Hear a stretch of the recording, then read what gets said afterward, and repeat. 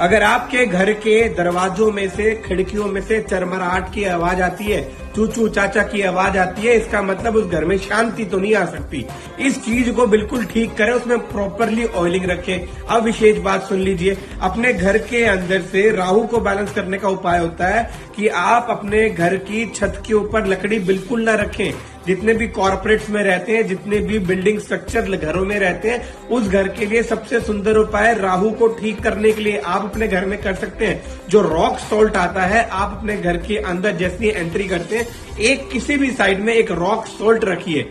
क्या उसको आप पिंक सॉल्ट बोलिए, हिमालयन सॉल्ट बोलिए या नमक बोलिए, उसको रखिए। अगर आप ऐसा करते हैं तो आपके घर में कोई भी मेहमान आ जाए, आपके घर में कोई भी आ जाए और उसकी नजर उस पर पड़ जाए, तो आपके घर में कभी भी दूसरे व्यक्ति की बुरी नजर नहीं लगती और आपके घर के अंदर फाइनेंशियल नुकसान होने बंद हो जाते हैं। दूसरी बात, अपने घर के अंदर अगर सीलन आ चुकी है, आपकी कुंडली के अकॉर्डिंगली 100% उस व्यक्ति का राहु खराब हो रहा है, उसको ठीक कराइए, उसको जल्दी से रिपेयर कराइए। हरि ओम, नमस्ते।